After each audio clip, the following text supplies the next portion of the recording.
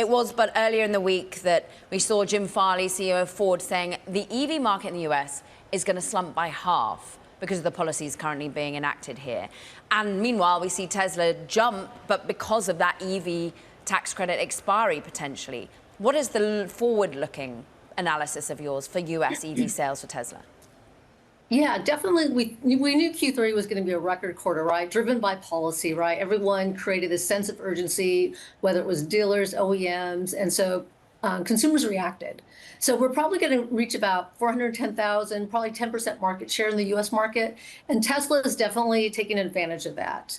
But once again, that was policy driven. Moving into Q4, we're going to see a slowdown. However, I've already seen, and you've probably seen, some of the manufacturers are going to continue a $7,500 credit going into Q4 on leasing. Hyundai mentioned they're going to reduce their Ioniq 5 by 9,800, the 26 model, and continue to offer the 7,500.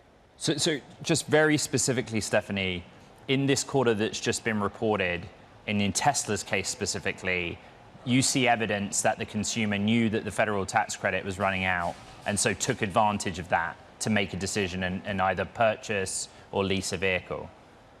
Oh, definitely. Yeah. Like, I think the consumers became very aware of this incentive. If you went to any online search website, you saw that, the IRA tax credit was there, it was winding down. And I think definitely this sense of urgency created consumer reaction, and we're seeing that in the data. The numbers are still coming in for September in the US, but definitely going to be a record quarter and, highest market share to date.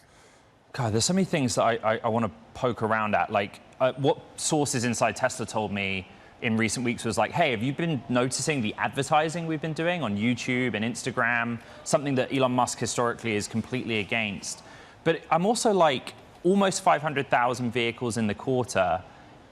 Do you see that as just being a one-time thing? Like, would this be replicated? Because it has to, if he's going to deliver 20 million vehicles over a 10-year period. Like that's the math, 500,000 a quarter. Yeah, I think it's going to be challenging, right? Because I think a lot of consumers that were considering buying a vehicle, EV specifically, pulled ahead, bought it in Q3 because of the incentives. And so I think we're going to see that slowdown coming Q4, and we'll start to see the market stabilize. What's that natural demand for EVs? And I think it's going to be dependent on, for Tesla, right? Once again, having some new product that's going to resonate with consumers.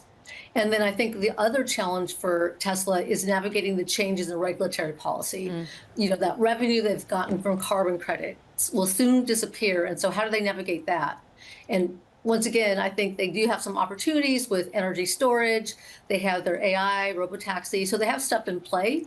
But it's navigating the short term when demand goes down and having not the product available, new product that resonates with customers. Stephanie, go global, because we can with you. And what's so interesting is, while the EV market is getting smaller here in the US because of policy, China, it's going up and to the right. Europe, it's expanding, but Tesla's foothold has not been. Can they turn that around?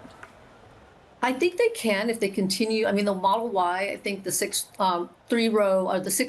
Model Y is really doing well in China now. I think if they continue to, once again, have new product. But I think the Chinese OEMs, you have BYD, Xiaomi, that are really gaining market share. And I think Tesla has stiff competition. So I think it's going to come down to having product and being able to resonate that with the consumer there.